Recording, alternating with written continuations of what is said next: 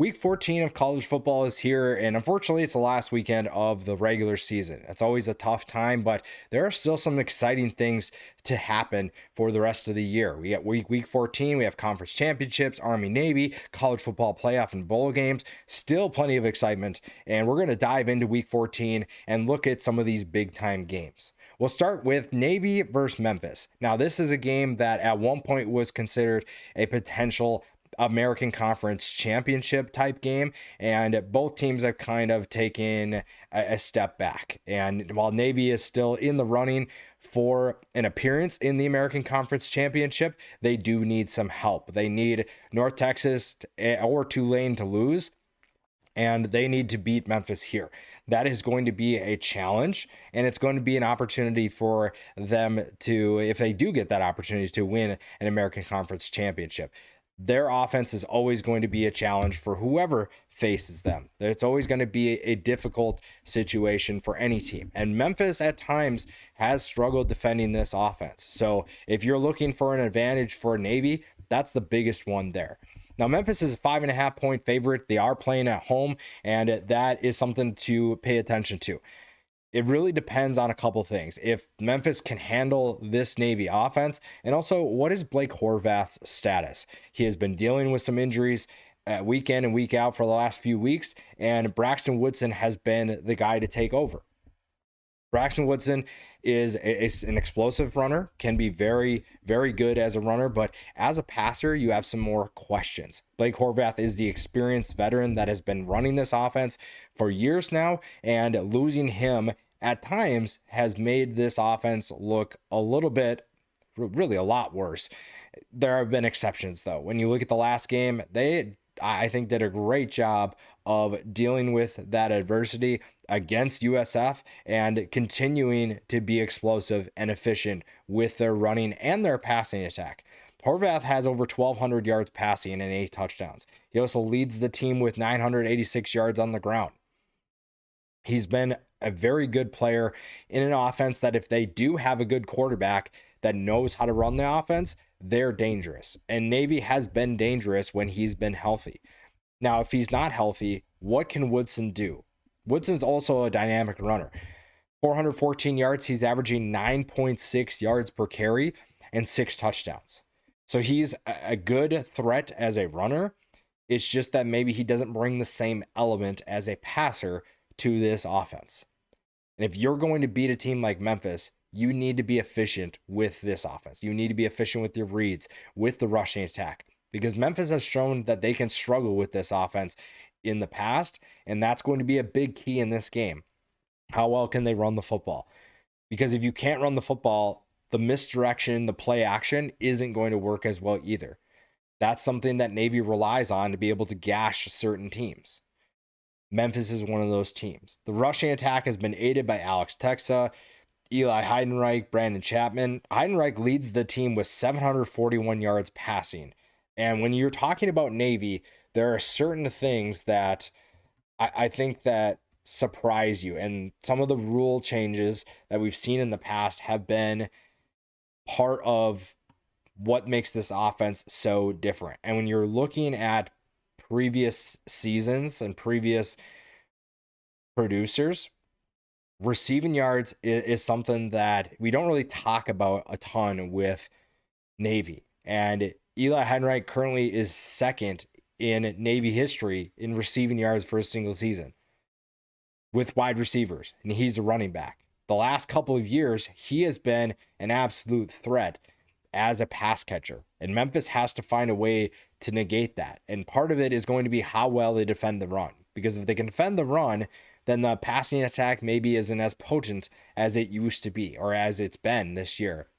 Again, part of that does come from who's going to play quarterback as well, because this Navy offense relies on a good quarterback to be able to put up points and keep them in games. Now, their defense has had a lot of ups and downs this year. There have been some really good things, but also this is a team that if they're playing superior athletes, which they will be playing against Memphis, they have had some difficulty. Now, Landon Robinson's an absolute stud. He's been great for them this year. And the front line has, again, similar to the defense, had ups and downs. How do you negate what Memphis does is getting disruptive plays, living in the backfield, because they like to run the football, but they also have a quarterback in Brendan Lewis that has dealt with his own injuries.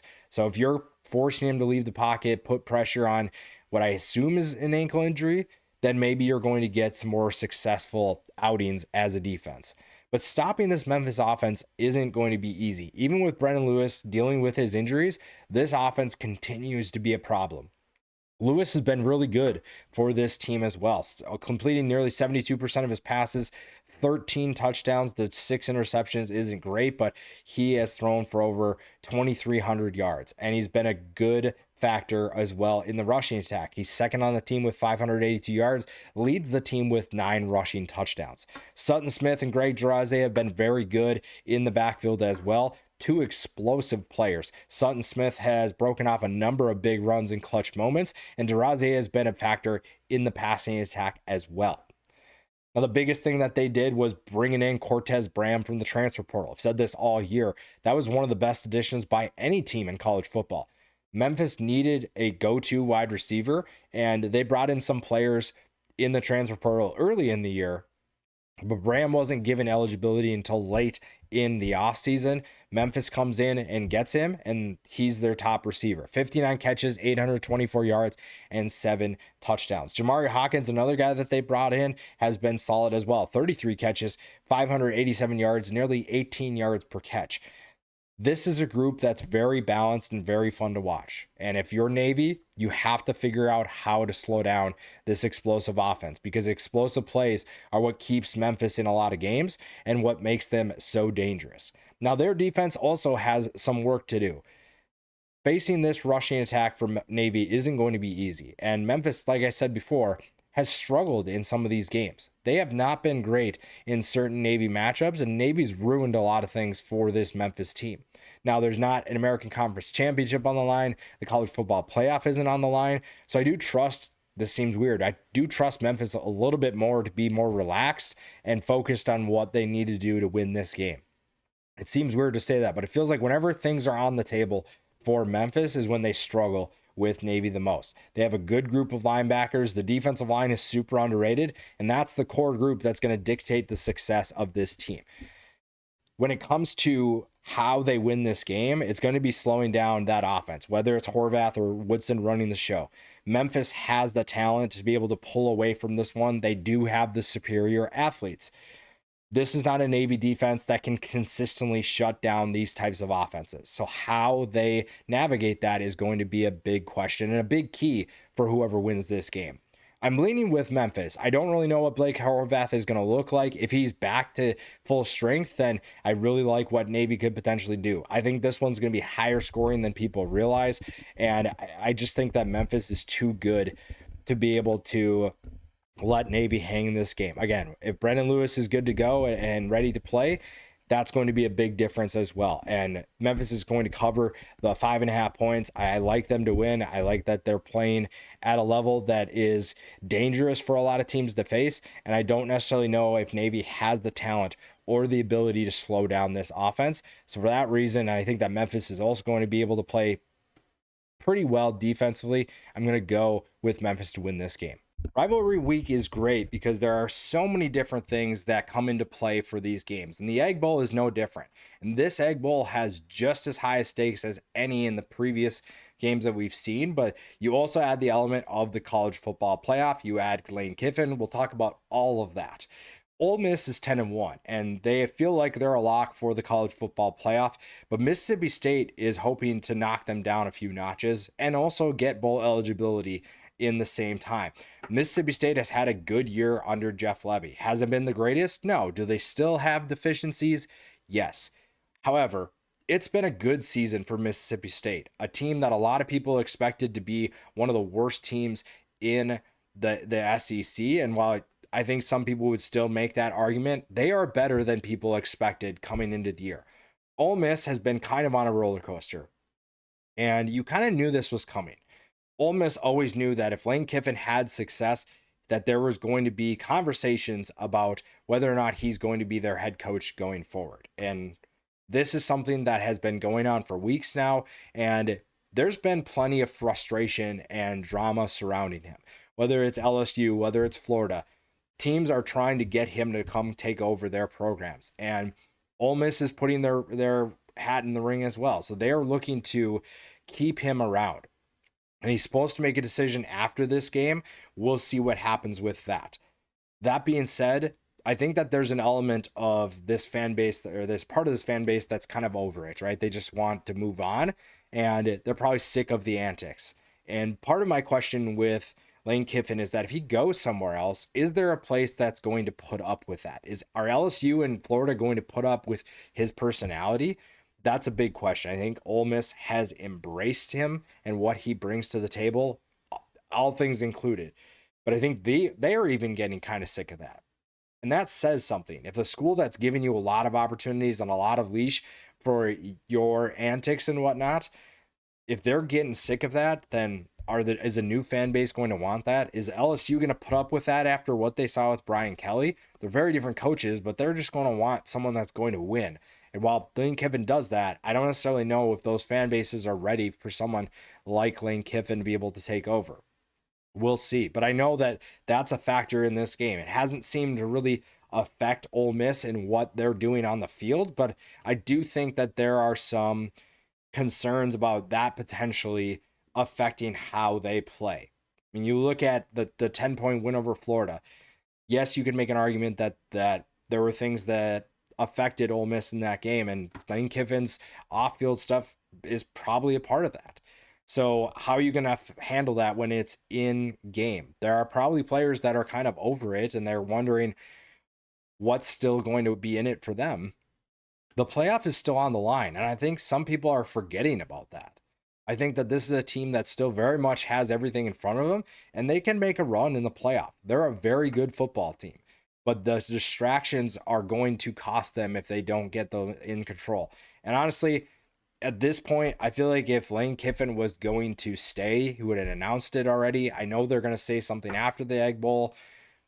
It's always going to be what people talk about until he makes this announcement. I honestly hope he stays. Ole Miss is so much better with him there.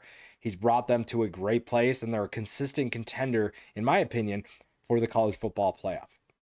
Now to the actual game. It's been really fun to watch Trinidad Chambliss. I think some of the hype surrounding his game has died down a little bit, but this has been one of the bigger developments that we've seen in college football this year, and it's been so much fun. The Austin Simmons experiment didn't work early in the year for various different reasons.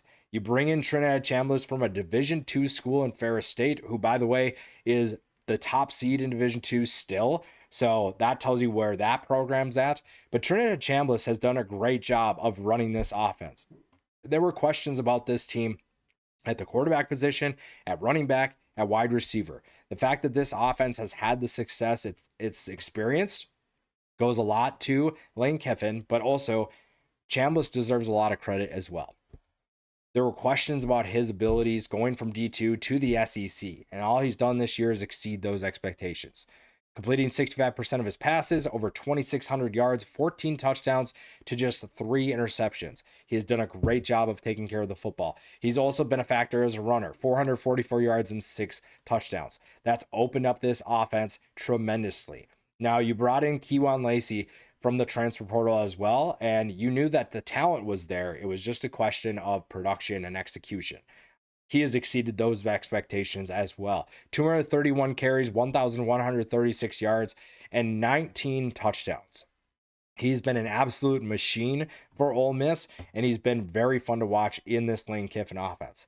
Now, the wide receivers, there hasn't really been an alpha. Harrison Wallace is the one who leads the team with 647 yards, but there are plenty of options, even at tight end too. Daquan Wright, 485 yards, 4 touchdowns. Deuce Alexander at wide receiver, 483 yards. Deshaun Stribling, 467. Caden Lee, 460. Winston Watkins, 332. So you have plenty of depth at the wide receiver position where defenses can't key in on one guy. They have to defend this group as a whole, and that's been really fun to watch for Ole Miss.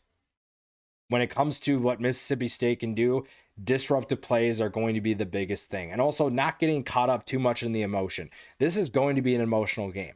whichever team is more focused on the task at hand is going to win. Whichever team can make less mental errors, because we've seen penalties play a factor in this game. It's going to be a close game. And honestly, when it comes to picking this game, I'm probably picking Mississippi State plus 7.5. I think that Mississippi State is going to be able to keep this one close, and Ole Miss has to show that they're focused. Now, even without the Lane Kiffin thing, there have been games where there haven't been coaching controversies for this game, and there have been mental mistakes made. Now you throw in that Lane Kiffin's drama, you throw in certain things that are on the table, like the playoff, that makes this game so much more interesting. And if Mississippi State can make some of those disruptive plays, that's going to be a big key for them. And they've done it in the past, but they need to do it consistently against an explosive offense. Now, for Mississippi State, their own offense has to be able to move the ball against an Ole Miss defense that has shown it can be extremely disruptive and shut down what teams are trying to do. Now, it comes down really to what the passing attack is going to be able to do in terms of moving the football. Blake Shapen has had his moments, but I think he's improved, but I also think that there are some deficiencies in his game. Brennan Thompson and Anthony Evans, great additions from the portal, and they've combined for over 1,500 yards, 10 total touchdowns. They've been so fun to watch as a tandem. And Mississippi State has surprised some teams this year. You look at early in the season, they upset Arizona State. That was a very big surprise for a lot of people, especially when they only beat Southern Miss by 17. You've seen them do some interesting things in terms of keeping games close as well. The Tennessee game, they lost by 7. The Florida game, they probably feel like they should have won, lose by 2. Texas, they lost by 7. They beat Arkansas by 3. They've shown that they can keep things close. And when you throw a rivalry game into the mix, pretty much everything's on the table. Everything is still for teams to have. And if you're looking at one team to take control, it's probably not going to happen early in the game. So Mississippi State has an opportunity to be able to keep this game close. Will they do that or not remains the big question, but they have an opportunity ahead of them to be able to make it happen. And they can capitalize on maybe Ole Miss isn't focused. Maybe the Lane Kiffin drama is bleeding into the locker room and affecting a lot of those players. That is something to keep an eye on. And this is a game where Mississippi State is going to be able to elevate their game because it's the Egg Bowl. And we've seen this game in the past be close. Mental mistakes are going to be the big key. And if Mississippi State can limit those mental mistakes they make, not just disruptive plays given up and turnovers, but if they can limit some of those dumb penalties that have happened in this game, they might have a chance. I'm going to stick with Ole Miss. I do think Mississippi State covers, but I'm going to stick with Ole Miss to win this game, keep their playoff hopes alive. I do trust what Lane Kiffin is doing, even if his methods are a little bit unorthodox and the drama maybe is bleeding into that locker room. We'll find out what's going to happen soon enough, and we'll see if this team truly is focused for something that they could potentially do. Win 11 games, go to the college football playoff, and potentially make a run. Utah and Kansas has playoff implications as well. It also has bowl implications for the Kansas Jayhawks. Utah is trying to make it into the Big 12 championship and potentially the college football playoff, but they do need some help. They do need to win out. They're playing a Kansas team that is going to try and get to bowl eligibility. That's going to be tough for them to do against a good Utah team. But there's one thing that adds into this. John Henry Daly is out for the rest of the year, and that's a big piece, a star player for Utah's defense. If Jalen Daniels and this offense for Kansas can find ways to capitalize on that, then maybe they get to a bowl game. And honestly, I'm kind of surprised. Kansas was a team that I thought was a lock for a bowl. I thought they were playing really well early in the season, and some losses have kind of knocked them down a couple notches. It hasn't been the best year overall, but they can still make a bowl game. They can ruin Utah's hopes. They're playing at home. In terms of an upset, I would watch this one. This one is going to be very interesting. There's a lot of pressure on Utah, not a ton of pressure on Kansas at all. I do like the Jayhawks to cover in this game, but I do think that Utah comes away with the win, and then it just comes down to what happens to Texas Tech and BYU. Iowa at Nebraska, 2 7-4 teams face off. Iowa is a 5.5 point favorite. I'd be very curious to see what this line would look like if Dylan Raiola was healthy. He's not, though, so TJ Lateef has to show that he can handle playing against this Iowa defense. Now, it is at home for Nebraska, so that makes it a little bit easier. Iowa is not the same team on the road as they are at home, so that is an element to keep an eye on here. I think that Iowa is playing a lot better than we saw at the beginning of the year. They're playing a little bit more consistent, and Nebraska has been kind of hit or miss, in my opinion. I do think the Hawkeyes win this game on the road. I think that they're going to be able to handle whatever Nebraska gives them. I think they're going to cover as well. And it's going to be interesting to see which team comes away with this, because 7-5 obviously looks very different than 8-4. And with how these two teams came into the year, 7-5 would be a big time disappointment for either of them. Miami at Pitt is going to be a very entertaining game. Pitt and Miami both have things on the line heading into this one, and it's going to be interesting to see if Pitt can compete with a team like Miami. Now, Miami hasn't been the dominant team that we've expected.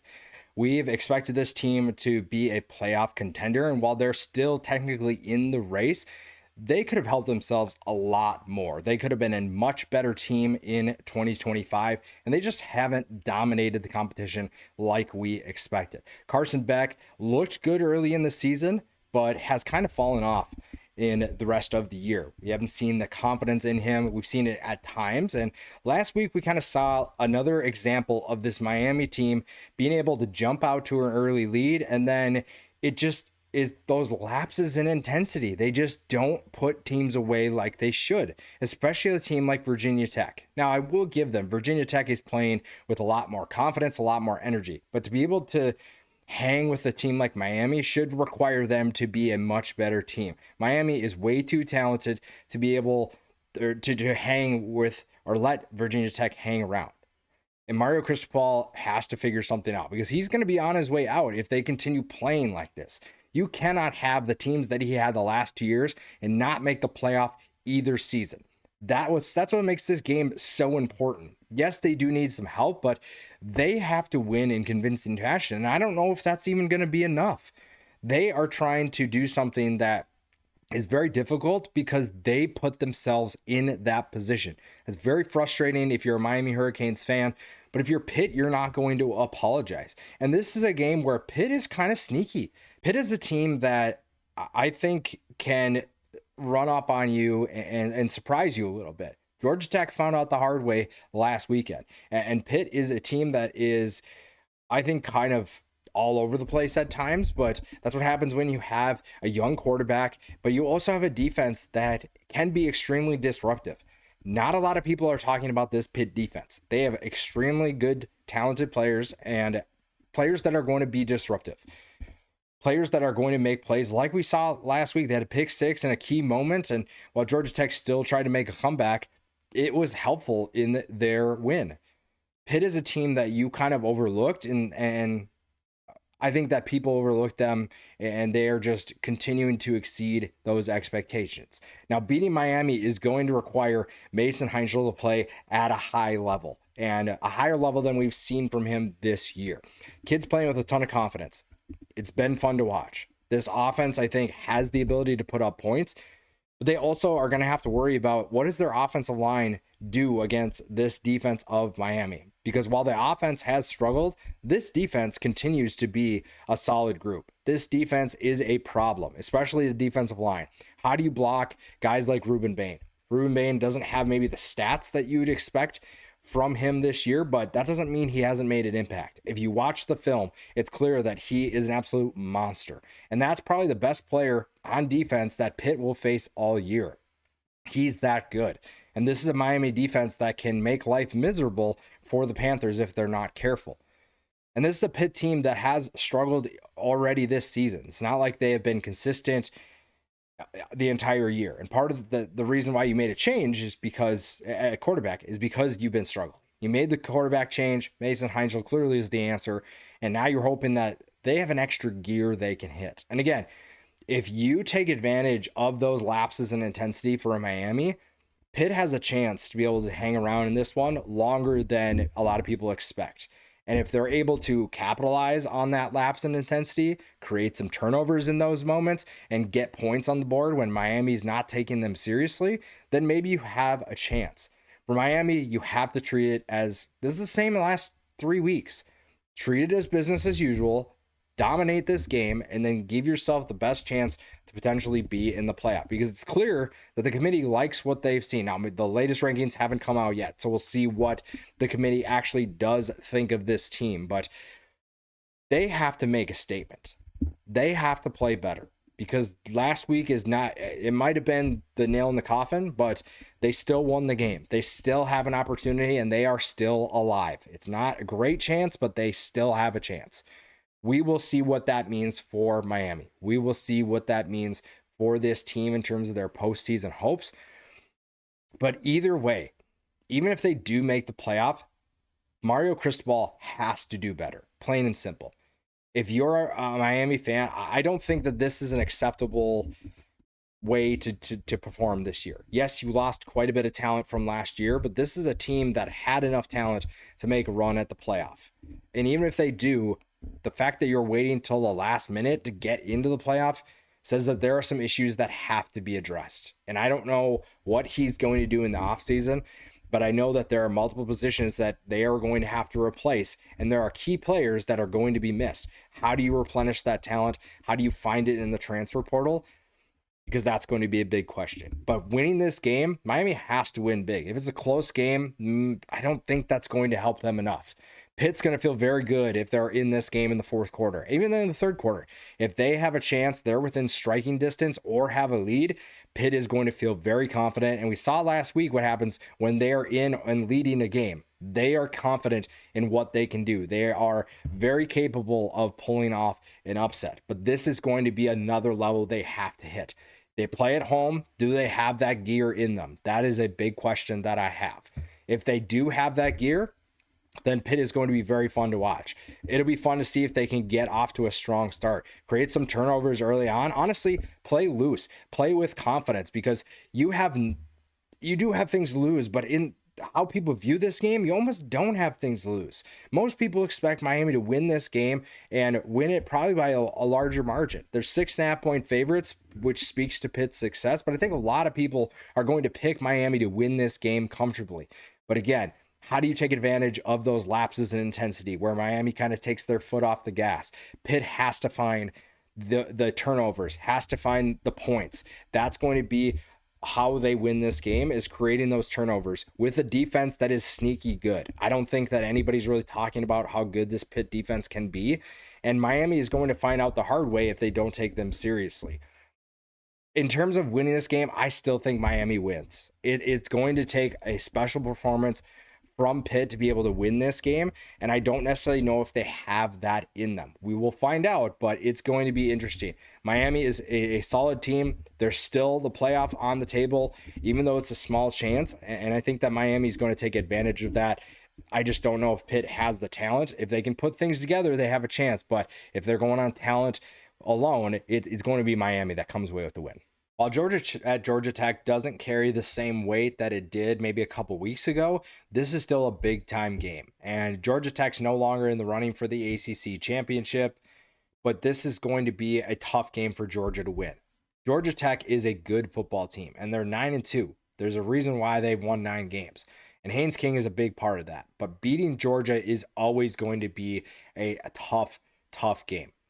Beating Georgia is always going to be difficult for Georgia Tech because Georgia has the superior athletes. They're the better team, and they're 13.5 point favorites right now. And honestly, it might be much worse if this Georgia Tech team hadn't had the string of success it's seen this year. And Haynes King is a big reason why.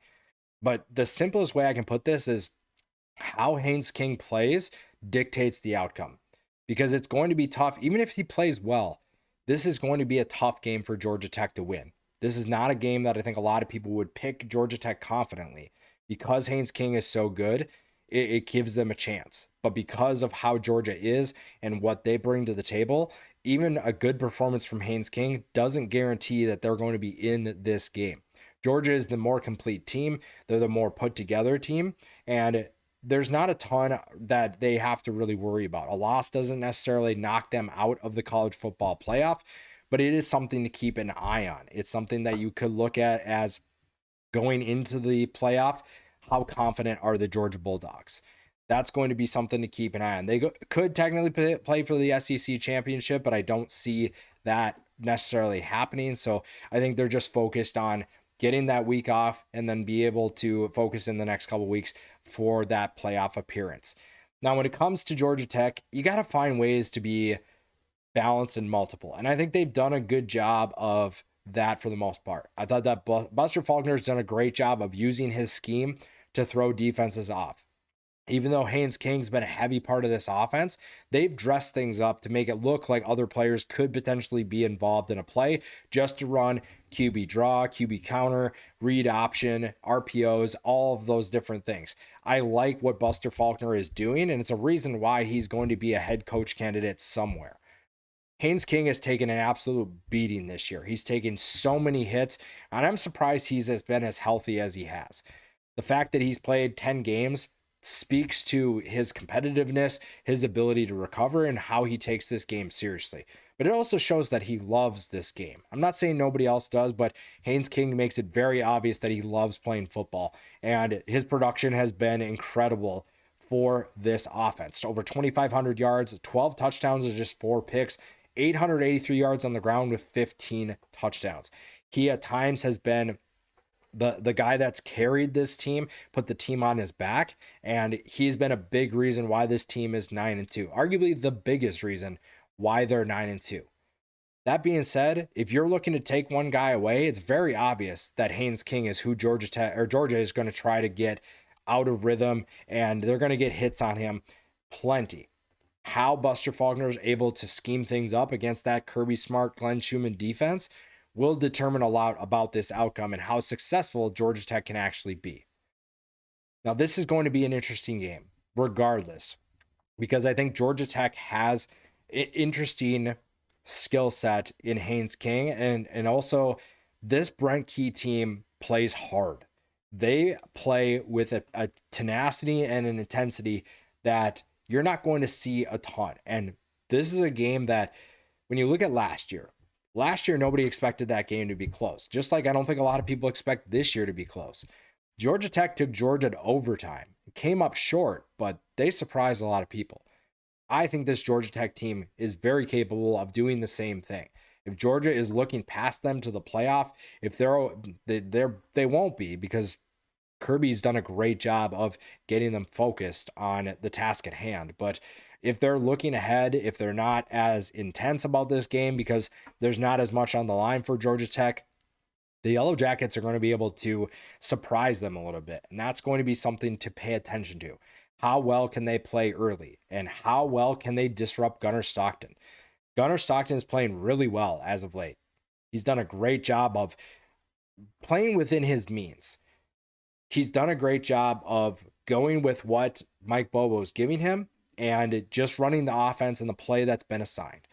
I think he's done a great job of that, and Bobo deserves a lot of credit as well. I think he's done a good job of giving his quarterback the necessary tools to be able to make good decisions. He's called the right plays, and they're working around his skill set to be able to get everybody else involved. Now, it helps with some of the talent they have around him, but the quarterback was always going to be the question, the X factor, if you will, for this Georgia team. How well Gunnar Stockton played was always going to dictate where this team went. And so far, at least so far through the last few weeks, we've seen a completely different Georgia team than we did at the beginning of the year because Gunnar Stockton's been consistent, because he's been confident. And you need a confident Gunnar Stockton to be able to win a national championship. I thought that the rushing attack was great over the last few weeks. Chauncey Bowens continues to be a great player for them. And Nate Frazier has also stepped up recently as well. That's a good 1-2 punch, and Stockton's legs as well have factored in. You see this offense find balance, and you're also seeing that Gunnar Stockton is not being put in positions to make tough throws, tight window throws. Because you have talent at wide receiver, you don't necessarily need to be a hero. You just need to get them the football. Zachariah Branch is a touchdown waiting to happen. Colby Young, when he has been in there, has looked great. London Humphreys has made some big time plays. The tight ends have stepped up. Oscar Delp and Lawson Lucky have been incredible in their moments. Noah Thomas has stepped up as well. So you have talent. It just comes down to they don't need Stockton to be an NFL type quarterback. They need him to do what he's been doing, which is run the play called, go through his progressions, make the correct reads, and just make smart decisions. This team's way too talented to be able to just say, okay, well, we need our quarterback to be the start. They don't necessarily need that. They need him to make the right reads. Now, this defense is going to be an interesting one to watch. CJ Allen, his injury obviously has made an impact on this defense, but it's still a group that's playing a lot better as of recently and also playing very hard. If you're looking for a team that's going to match Georgia Tech's intensity, Georgia's defense is ready for that, because even in some of their tougher moments, they continued to play hard. And Kirby Smart's just been kind of letting that, or making them hang on, because every game that they've been in, it's because they played hard and they just waited until the right moment to be able to take advantage of that.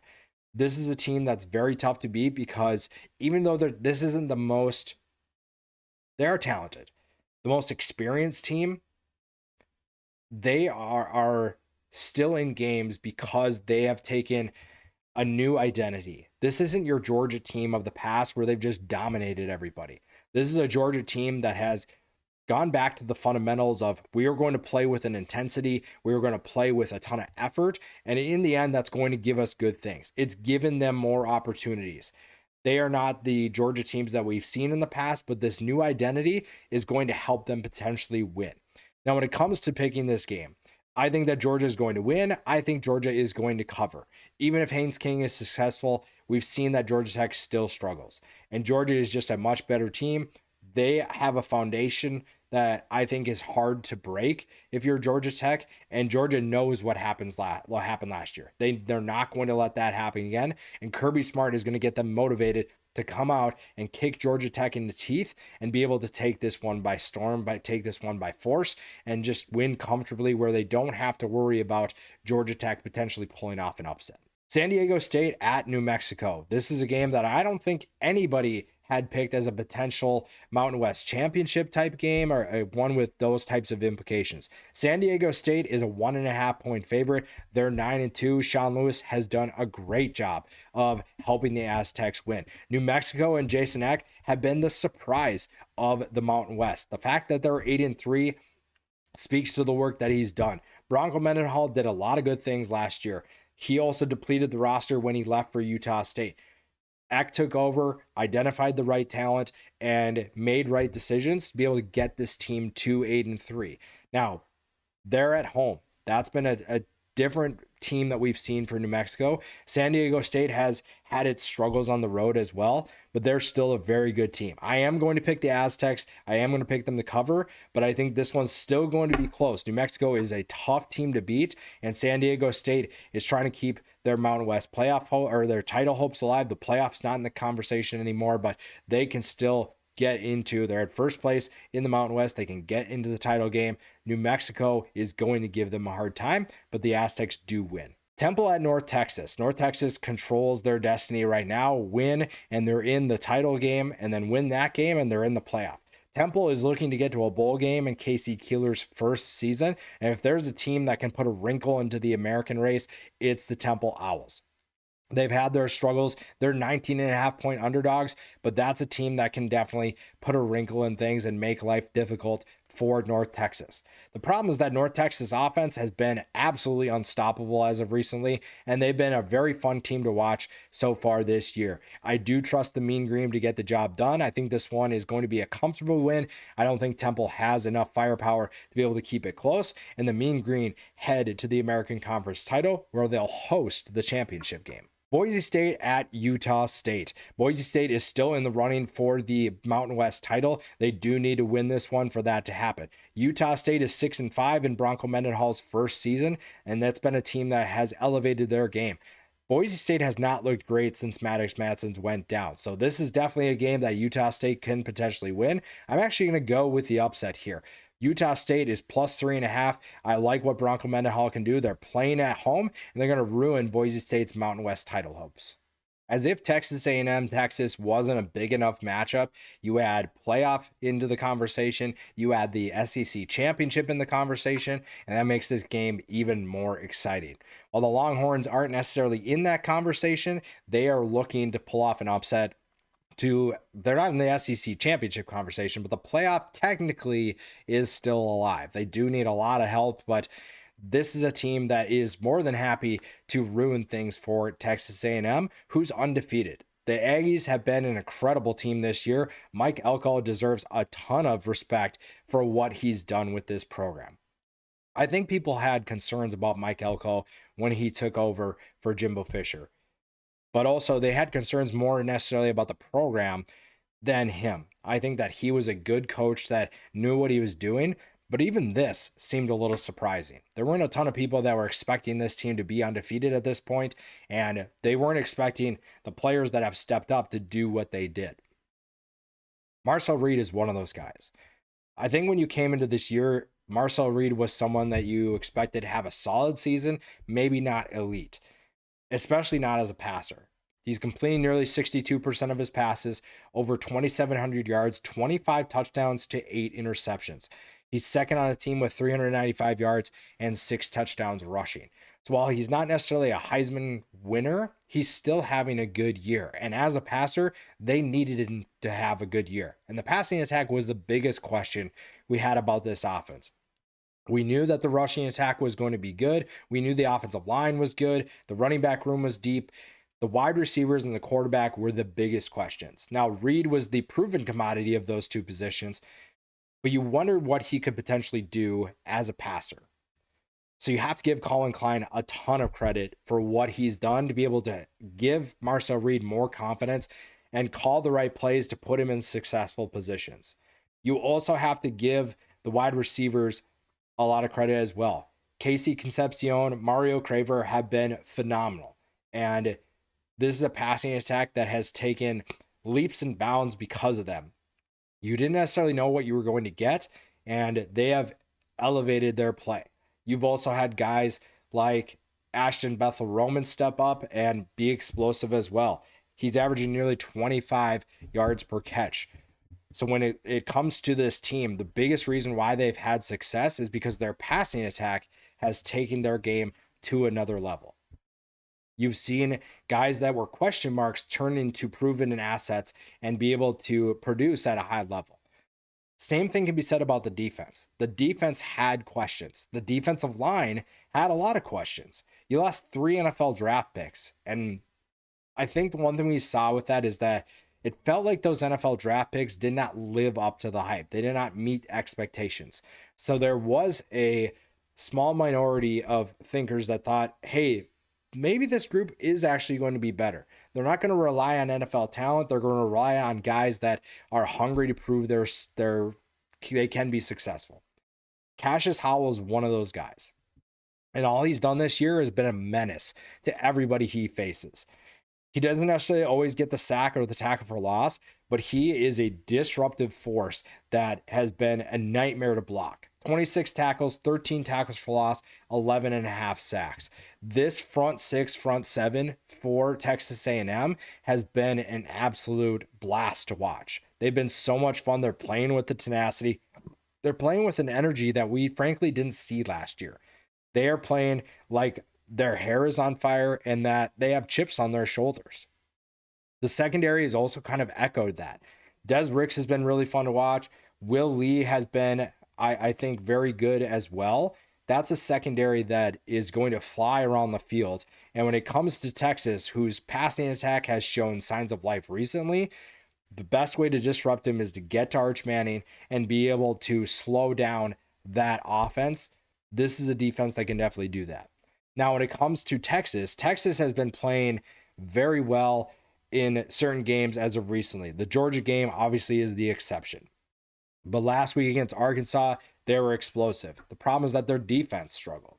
And the 2 games before the Georgia game, kind of the same thing. And that's not a formula that you're excited about, but at least the offense is showing that it has at least somewhat of a pulse to be able to win this game. Now, winning the game is going to be difficult. You are playing at home. That makes things a little bit different. But Arch Manning has to play better. Arch Manning has to be the player that we are seeing glimpses of. He's not the bust that everyone was talking about earlier in the year, but he also has room to grow. over 2,700 yards, 23 touchdowns, 7 interceptions. I think that he has work to do as a passer. I think he has work to do as a quarterback. But we're also seeing the glimpses of why he could be exciting. And if he can put that all together in one game, this is a great way to potentially go out for this season. Now, again, technically the playoff is not out of the question for Texas. And that's kind of annoying in a way, but at the same time, it's exciting because if Texas can show that they can beat Texas A&M, maybe they deserve a spot in the playoff. Maybe they deserve to be in that conversation when it comes to selection day. But it's going to be difficult. Arch Manning has to play like we have seen before. He has to be consistent. He has to get his playmakers the ball, and Texas has to find ways to get them in space. Ryan Wingo, DeAndre Moore, Parker Livingstone have all shown various different things as wide receivers. And Wingo and Moore are very good in space. How do you get them the ball in space where they can make guys miss and create explosive plays? That's going to be a big question that I have for this team, and it'll be fun to see how they're able to make that happen. This is going to be a tough game. Even though you're at home, it's going to be tough. Texas A&M is a much different team than you've faced besides Georgia, and it's going to be a fun game to watch regardless. It's a rivalry game. These two teams do not like each other, and it's going to be intense. Texas A&M has a lot on line. Texas does have something to play for. Even though it's a small chance, they do have something to play for. And that's going to make this game even better. In terms of picking this game, I like Texas A&M. They're the more consistent team. They're going to cover. Marcel Reed takes care of business. Even though they're on the road, I trust this team more than I trust Texas. And for that reason, the Aggies are going to get the job done. Arizona State might be the most underrated game of the weekend. While the college football playoff has everybody focused on certain games, Arizona State is a very good matchup, and it's going to be fun to watch this rivalry game. Arizona has been the surprise of the Big 12. I think a lot of people expected them to be a bad team this year, and Brent Brennan deserves a lot of credit. Made some changes in the coaching staff, brought in certain players in the transfer portal, and those decisions have elevated this team to an 8-3 record. Noah Fifita deserves a lot of credit as well. What he's done as a quarterback is a big reason why they've been successful. He's developed as a passer, and when you brought in Seth Day to run the offense, you knew that this was going to have potential, and it was going to give Fifita an opportunity to revive his career. He was headed in the wrong direction last year, and that was with Tedroa McMillan at wide receiver. Now imagine if McMillan came back this year, what this team could look like. But again, Fifita is just doing so many good things. He's making smart decisions. He's going through his progressions. That's been a big reason why they've had success. The defense has also stepped their game up. A defense that struggled last year has been disruptive this year. They've had players step up in big ways, and they're going to need that to happen again. Because Arizona State, while they don't have Sam Leavitt as their quarterback, Jeff Sims has proven to be difficult for a lot of teams to stop this year. And if you're facing Arizona State, Kenny Dillingham knows how to turn this team into a winner. It's just going to come down to which players are going to help him do that. Raleek Brown's been phenomenal. Sims has stepped up in a big way as of recently. And this is a defense that is experienced and also tough to move the ball against. This is going to be an intense game. I think that if you're looking for a matchup that maybe doesn't have as many implications, but is still good, this is the one to watch. This is a rivalry game. It's already going to be intense because these two teams don't like each other, but it's also going to be fun because I think both of these teams are ready to put on a good performance, and they've done that so far this year. In terms of who wins this game, that's going to be a big question. Arizona State is at home. It's tough to win on the road, but Arizona has been a tough team regardless of who they played and where they played that game. They are going to be a fun team to watch. They're 1.5 point favorites. Arizona State, they're 8-3, but I'm going to go with the Wildcats to win this game. I think that they are a fun team. They've been a little bit more consistent for me to pick, and I'm going to go with them to win on the road. One of the biggest games of the weekend is Ohio State at Michigan. Big time playoff implications on the line, and also a rivalry game that has surprisingly been one-sided as of recently. Ohio State is looking to get the Michigan monkey off their back, and Ryan Day is looking to beat the Wolverines and kind of put those concerns to bed. They're kind of been a team that has given Ohio State a ton of trouble, and Ohio State just beats everyone except Michigan. I don't know why that is and why that is the case with Ryan Day, but he's looking to move on from that. And last year, it created a ton of controversy. There were people that were asking Ryan Day to be fired after the Michigan game. And then Ohio State won the national championship. So that kind of eased some of those concerns as well as this year. But that was a game that was very concerning for Ryan Day. And it almost put him in a position where he had to win a national championship for people to kind of forget about that. And I don't think they've forgotten, but also I think they're less upset about it because of what he did. You look at this year, Ohio State's 11-0. They're playing with a ton of confidence. Their quarterback has developed. They're playing a Michigan team that doesn't look as good as they've looked in the past. Things are going well for Ryan Day, and they've been able to win plenty of games. And I think it kind of does help that they've had the schedule that has been their 2025 schedule. But at the same time, you got to win the games that are on your schedule. You can't dictate what happens once the schedule is set. And they've basically just done that. They have taken their game to a level that it needs to be, and now they're ramping things up even more for the playoff. Now, Julian Sayin has been the big X factor of this offense, and we knew that coming into the year. Will Howard's departure meant it was Julian Sayin's job, and even though there was, quote-unquote, a quarterback battle, it was Julian Sayin's job, and it's clear that he is the best option on this team. He's also developed so much as a passer, as a quarterback throughout the year. I think when you look at early in the year, the Texas game right out the bat, Julian Sayin didn't look great. It wasn't his best performance. It wasn't his best game. But also, Ohio State was kind of learning what he could do. Ryan Day and Brian Hartline, the offensive coordinator, were trying to figure out, what does he do well? What can he handle? What is he not ready for? And early in the season, you saw glimpses of what he could do. You also saw him maybe not ready for certain things. But as the season progressed, you've seen his confidence skyrocket. Now, any quarterback would have confidence when you get to throw to Jeremiah Smith and Carnell Tate. Now, their status for this game is going to be something to pay attention to. Do I expect them to play? Yes. However, they have been out. Tate's been out for a couple of weeks. Jeremiah Smith did not play last week. Not that he needed him, but that is something to keep an eye on. Are they 100%? And are they going to be able to handle the intensity of this game? I think yes. I mean, Jeremiah Smith's just a physical specimen that's tough to stop for anybody. So I'm not worried about that. Carnell Tate coming back would be huge as well. This is a passing attack that runs through those two guys. And unfortunately for a lot of defenses, they barely have enough guys to cover one of them, let alone two, which also opens up opportunities for Max Clare, Brandon Innes. It also gives the rushing attack a lot easier time. You can make an argument that the reason why Bo Jackson, James Peoples, CJ Donaldson have had the success they've had this year is because the passing attack commands so much of the attention. People are so worried about stopping Jeremiah Smith and Carnell Tate that they're giving Ohio State light boxes. And I think part of that is true, but Jackson, Peoples, and Donaldson are so talented that they'd be fine even if teams didn't have to worry about that as much.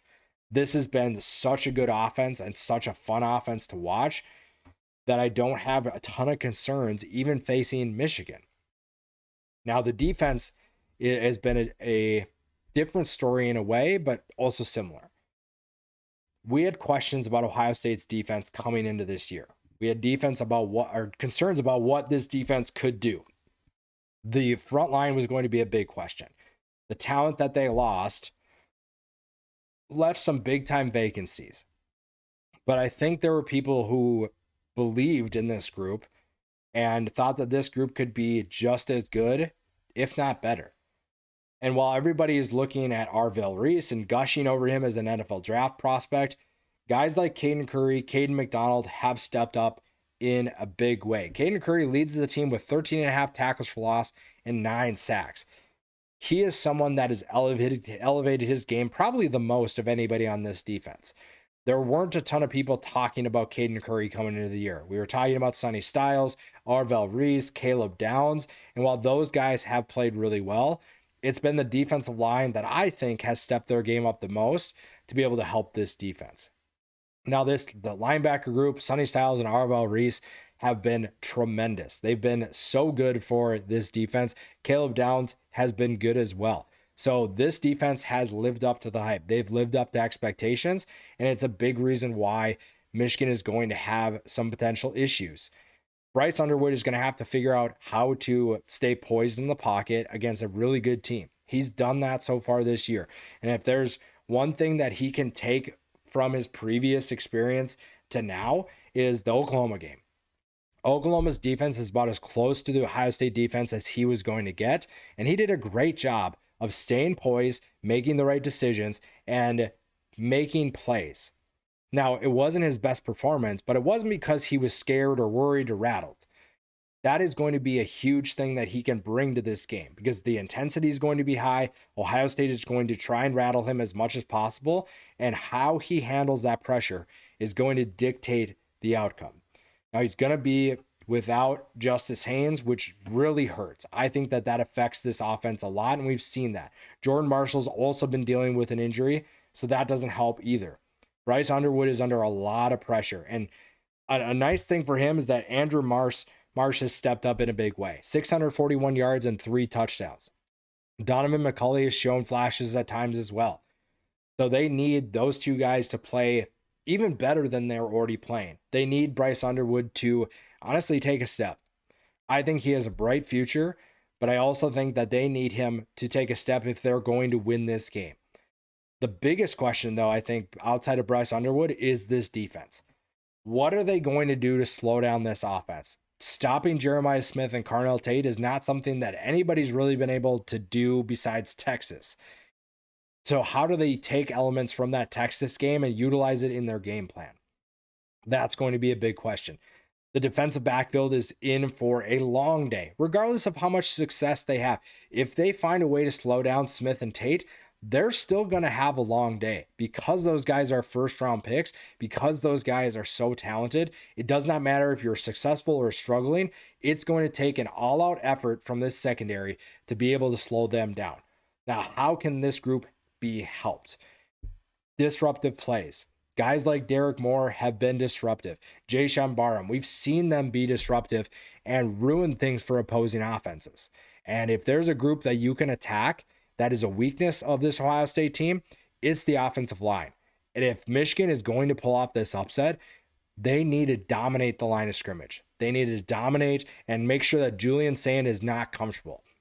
Sayin's size can be kind of brought into play if you're able to close the pocket, collapse the pocket, and get to him where he can't have effective throwing lanes. If he can't get the ball out quick, that's going to be a big way for Michigan to get the momentum in their favor and potentially pull off a stunner.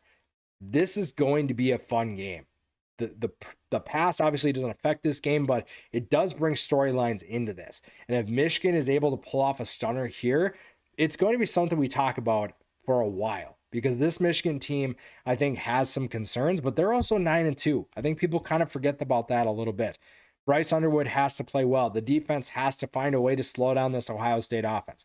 That being said, I'm going to pick Ohio State to win this game. I think that Michigan does cover because this is just a rivalry game that has always seemed to be close when you expect it to potentially be a blowout. I do think Ohio State wins. They remain undefeated, but I'm very excited for how this one is going to play out. Texas Tech at West Virginia doesn't have huge implications, but Texas Tech does have implications for themselves. So the game as a whole,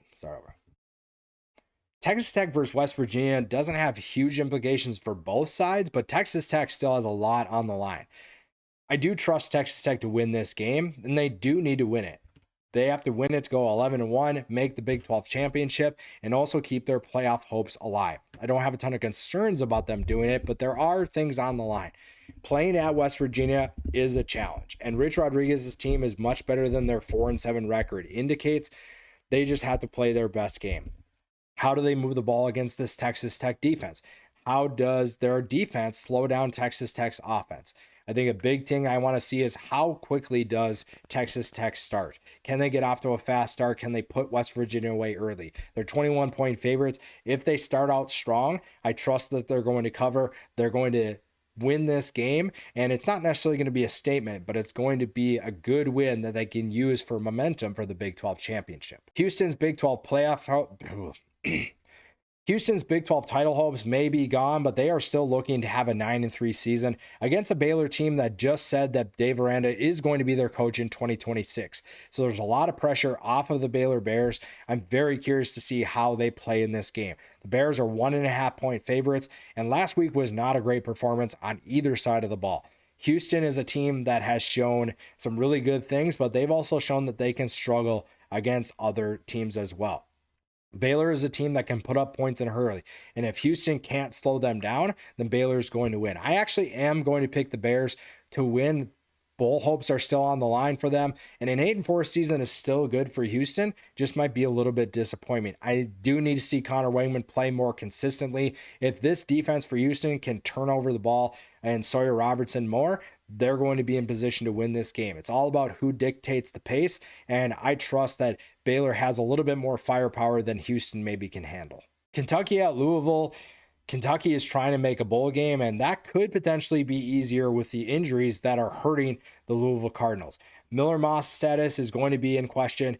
The rushing attack is down to Duke Watson.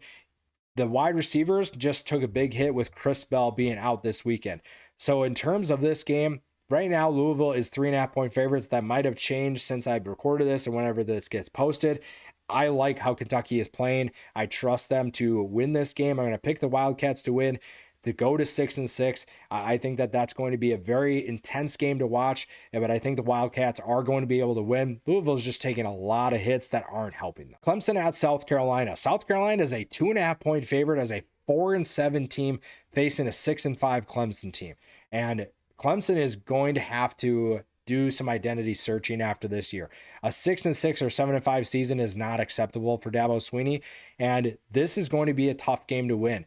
South Carolina has struggled all year, and this would be a good way to kind of not make it better, but at least make it less disappointing, if you will. Finishing 5-7 isn't great, but at least you beat Clemson, and you can say that heading into the offseason.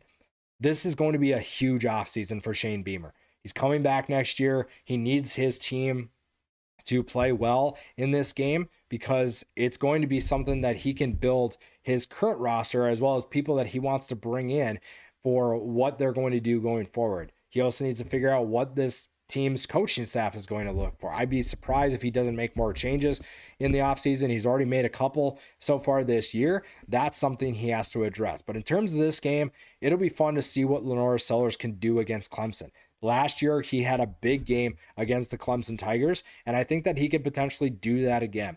It's at home for South Carolina. I'm going to pick the Gamecocks to win this game, and there are some big things that we're going to look at for both of these teams in the offseason this year. Colorado at Kansas State. This is not a big-time matchup, but it does have some things to watch in the offseason. Colorado is now down its AD, and there are questions about what Deion Sanders' future is with the program. Not necessarily to be fired, but is he going to stick around? That's a big question. Kansas State is trying to make a bowl game. They're 5-6. They do need to win this game to get there, and Chris Klieman's status could be in question. Wildcats are 16.5-point favorites. I do trust them to get the job done, to win and to cover against this Colorado team, but that is something to keep an eye on. That is a storyline to watch because if they lose this game, Klieman's status could be in jeopardy. UCF, BYU. UCF's trying to make a bowl game at 5-6. BYU is 18.5-point favorites, and a win puts them into the Big 12 championship game and a rematch with Texas Tech. If they lose, that's when things get more interesting. We'll talk about that at another time, but this is a big matchup. And BYU is playing at home. That makes things a little bit easier. They're coming off a big win against Cincinnati, and they're trying to keep UCF away from that upset bid and take care of business. If they control the pace, they control the physicality, BYU should have no problem winning this game and getting back to the Big 12 championship. I am going to pick BYU to win. It's unfortunate that UCF comes up short for the bowl game, but you still have some positives to look at with Scott Frost's team. Oregon at Washington. The Ducks are 7-point favorites going on the road against a Washington team that is very fun to watch and can be a problem for the Ducks. Oregon is playing really well as of recently, and that's a big reason why this is going to be a fun team to watch in the college football playoff. This is a team that is very focused on the task at hand and has shown that it can deal with the adversity sent its way. Injuries have given Oregon a lot of problems so far this year, and specifically recently. The wide receiver room continues taking hit after hit, but all this team does is bounce back. The offensive line even has taken some hits, and Dan Lanning's squad has basically brushed those off and said, hey, we're fine. We're not worried about this. We're going to be able to figure out everything that we need to figure out, and we're going to be able to win football games. And when you look at what they've done recently, that's evident of that. They beat USC, not in convincing fashion, but it was a good statement. They did beat Minnesota in convincing fashion, and they've just found ways to win, even in tough situations. At Iowa, an 18-16 win in those conditions, very impressive. And this is a team that could be building enough momentum to make a run in the college football playoff. Now, beating Washington is going to be a challenge, especially on the road. You look at what Dan Lanning has done against Washington in the past, that's been something that adds to this storyline.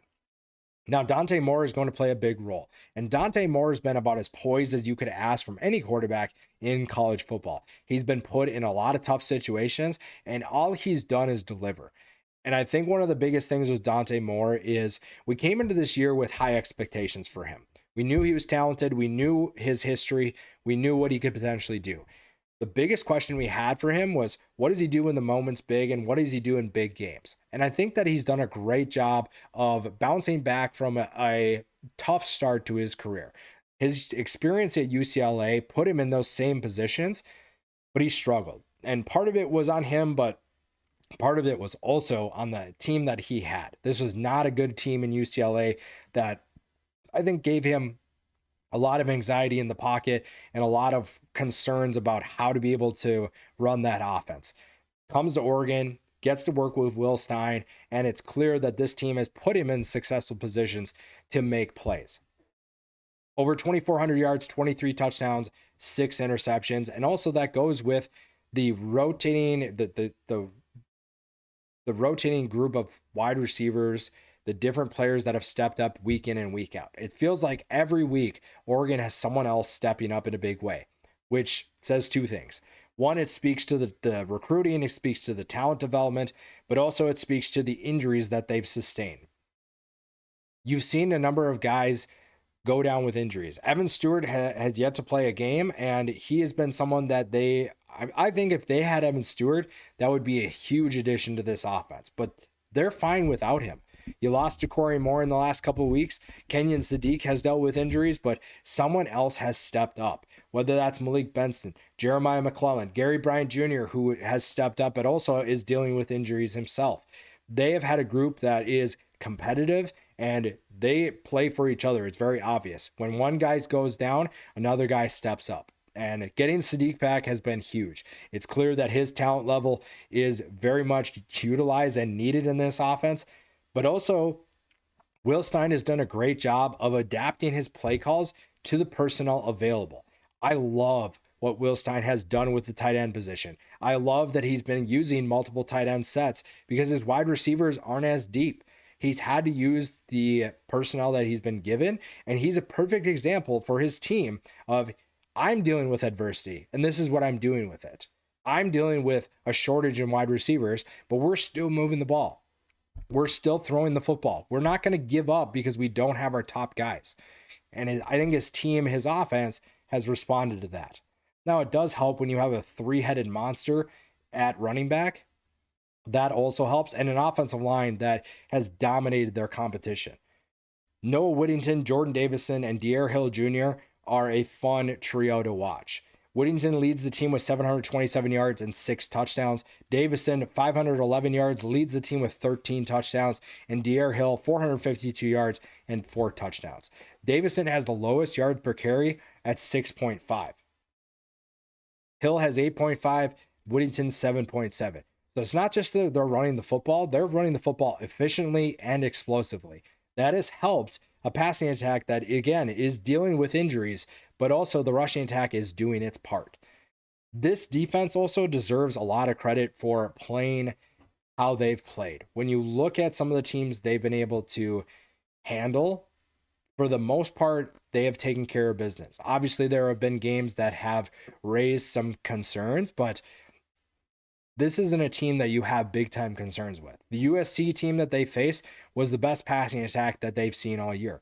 Giving up 27 points to them is not bad. I think that you could say actually Indiana was the best that they faced, but they've faced a couple of good passing attacks, and I think that this defense has held up for the most part. I think that you have a defense that flies around, and even though certain players haven't necessarily had the best seasons, they are still making an impact. I think that Mateo Uyunglele not having his best year, but he's still a good player for this team, a good player for teams to worry about if you're facing the Oregon Ducks. And you're going to need them, I should say, to be able to do that against Washington, because this Washington offense is a problem. Damon Williams is an absolute unit when he's playing at a high level. He is so tough to stop. Over 2,700 yards, 19 touchdowns, 6 interceptions, also has 568 yards and 6 touchdowns as a runner. He is very tough to stop. And one way that Oregon can do that is swarming him, getting in the backfield and making his life difficult. He's a little bit on the shorter side, so knocking down passes could be a way to rattle him as well. And you have guys on Oregon's defense that can do that. Stopping the run is also going to be a part of this. Teams that have had success against Washington have basically taken Jonah Coleman out of the picture, and he has cooled off tremendously since the first part of the season. 651 yards and 14 touchdowns on the year. He also has 335 yards and 2 touchdowns as a receiver. Denzel Boston is the big name you have to watch if you are Oregon. 730 yards and 8 touchdowns for him. He has been very good for Damon Williams to go to. Desmond Roebuck has been a factor as well. 527 yards and 6 touchdowns for him. There are guys that can be dangerous to Oregon. And this is an Oregon defense that has faced better passing attacks, but this is still a Washington passing attack that can definitely make life difficult for the Oregon Ducks. So if you're looking at how Washington can find success, it's moving the ball efficiently and finding ways to keep Damon Williams in rhythm. Now, their own defense is going to have to step up the physicality. They're going to have to be able to handle a rushing attack that is going to try and hit them in the mouth multiple times. When you look at similar teams they've faced running the football, the Michigan game is the one that comes to mind.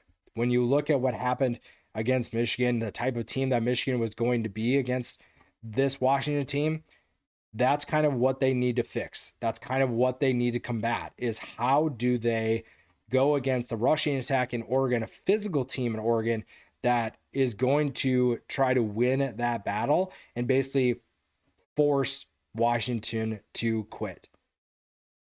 Because when you look at what Michigan was able to do, they were able to take away the rushing attack for Washington, and Jordan Marshall ran for 133 yards. Oregon is going to try to do that as much as possible, and how Washington handles that is going to be a big question. The Huskies are playing at home, though, and we've seen in the past that has given Oregon some troubles. If they can lean into that, get some momentum early, create some turnovers, that's going to help. I am going to pick Oregon. I think they're playing too well right now for Washington to beat. And I think that the Ducks are going to be really focused, laser focused on the playoff.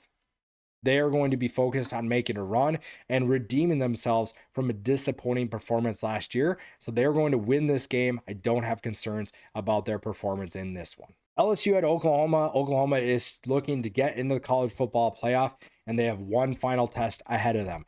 Beating LSU is going to be a challenge, but they also have the ability to make a statement here. LSU can definitely win this game. Oklahoma's defense is elite. The offense has questions. I think I saw Bud Elliott from CBS Sports say that every game for Oklahoma is winnable because of the defense. Every game for Oklahoma is losable because of the offense. And which type of offense we get for Oklahoma dictates the outcome. If this is an Oklahoma offense that struggles, then it's going to be a tough game for them. If they play efficiently, they're going to be just fine. And last week against Missouri, we saw, I wouldn't say efficient, but we saw them do enough to win. The defense obviously played at its peak, and this is an LSU offense that has struggled. And if Oklahoma's defense can play the way that they're capable of playing, they'll win this one just fine. The playoff is still on the table for them, and they have to win this game to be able to get in. So I think that Oklahoma is going to win. I do trust them to cover in this one, and it'll be interesting, though, if LSU is able to kind of keep things close, how much pressure Oklahoma is feeling and what they do in terms of play and consistency to be able to win that game.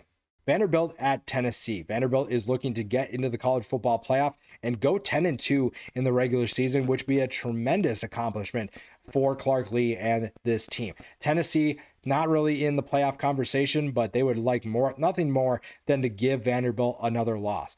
Tennessee finishing 9-3 would be great. They're 3-point favorites at home.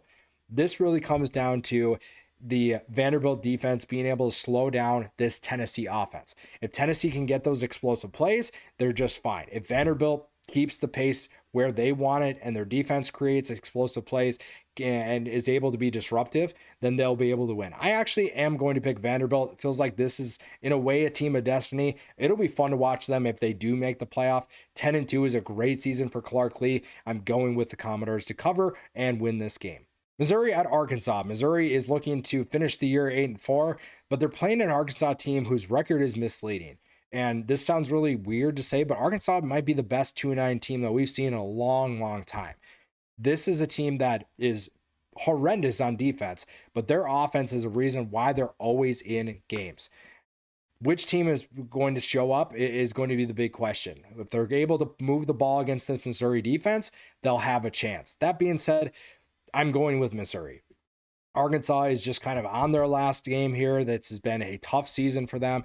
And if they're able to move the ball against Missouri's defense, then maybe they have a chance. But Missouri feels like the better team. They're going to be able to shut down that offense in Arkansas.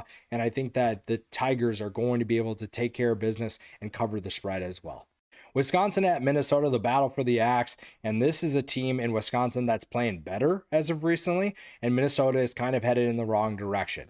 Now, this is a season for Minnesota that is disappointing, but also it's still a season that was always going to be a struggle. They were going to take a step back this year. But next year is where you're kind of trying to build that momentum for.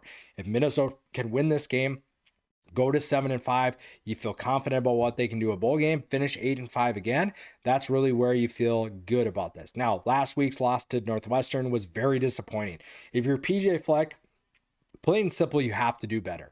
I think that there are concerns about this team and what they need to improve, but also you knew if you came into this year with the correct expectations, you knew this is going to be a step back year. Now, losing to Northwestern is disappointing, but you can kind of rectify that with a win over Wisconsin. Getting the axe is going to be huge.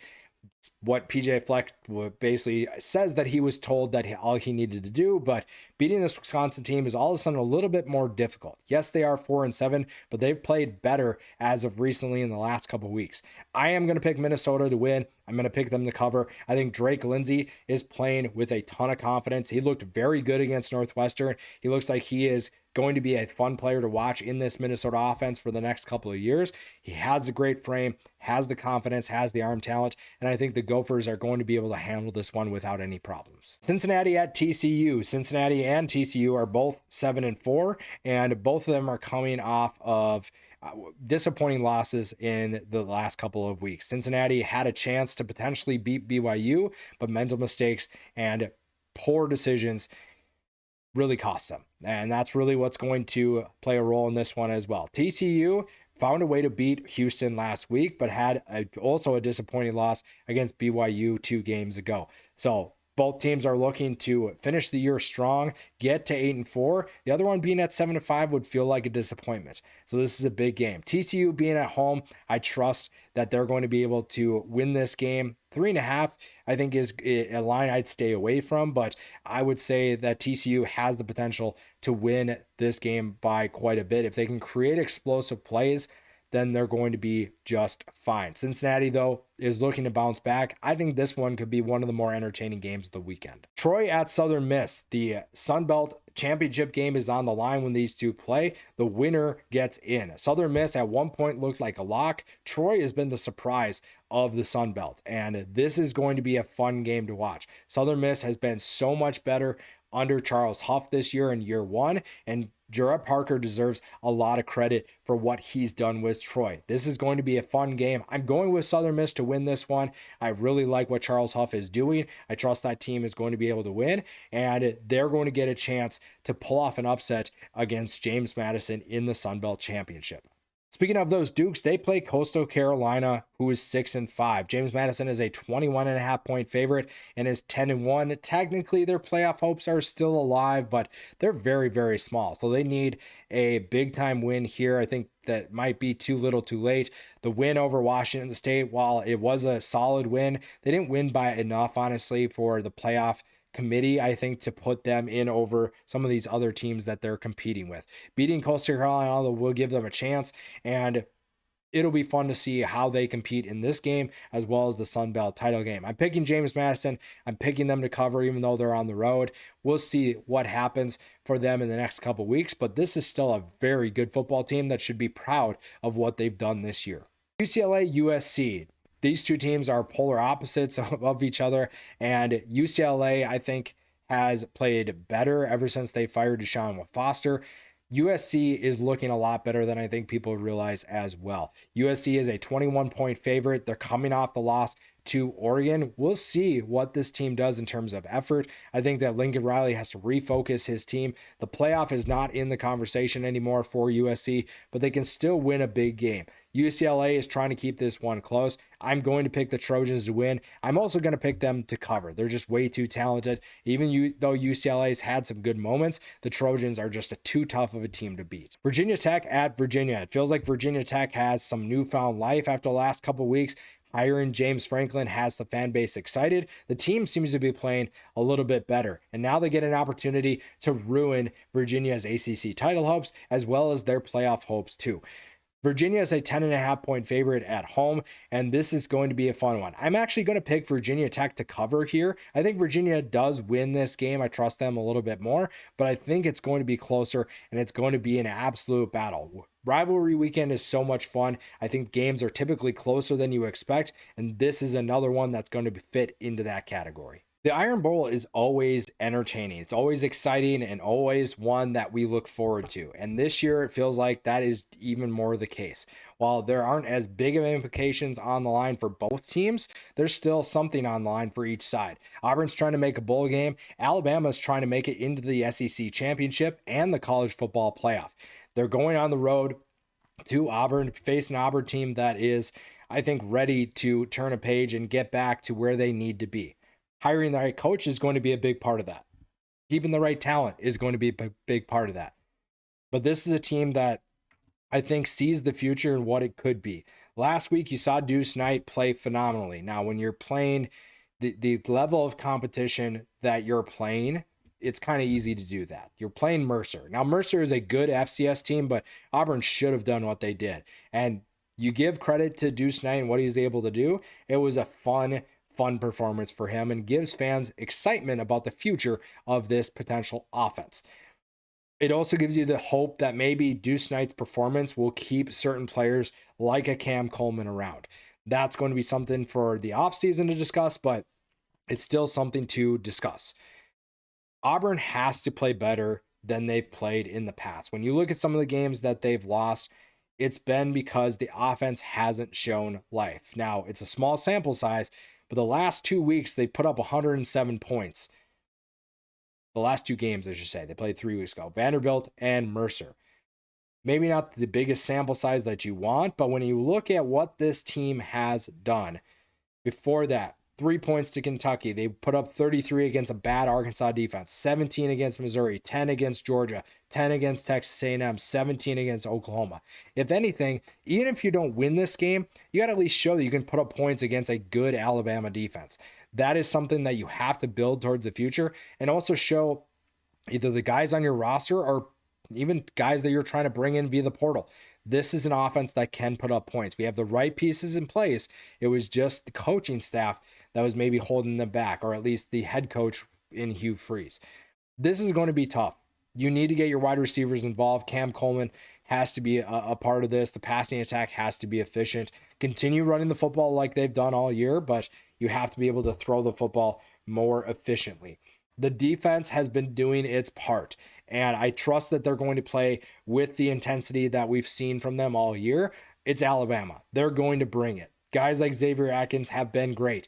Kieran Crawford has been good as well. You've seen guys play at a high level, even when things weren't going well. We talked about some of those games that they lost. The 4 games that we talked about where they struggled the most. Well, even the Kentucky game. Kentucky, they only gave up 10 points. Missouri, they only gave up 23. Georgia, 20. Texas A&M, 16. Oklahoma, 24. The defense has not been the problem, and you need one more good performance from them to be able to keep this one close. It's just going to be tough because you're facing an Alabama offense that has been very good, but also not impossible to stop. If you look what Oklahoma did against this Alabama team, you can see similarities to what Auburn could potentially do. If their defense plays to that level, the offense doesn't have to do a ton to be able to win this game. Stopping Ty Simpson is going to be difficult, and stopping this Ryan Grubb offense, this Kalen DeBoer offense, is going to be challenging. Simpson has been great, nearly 3,000 yards passing, 22 touchdowns to 4 interceptions. He's had various different players step up, and for Alabama, you need more consistency even from those guys.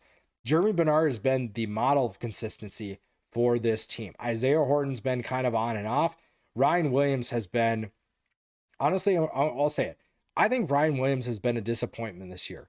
Yeah, has he had his moments? Yeah, obviously. He's been good at times.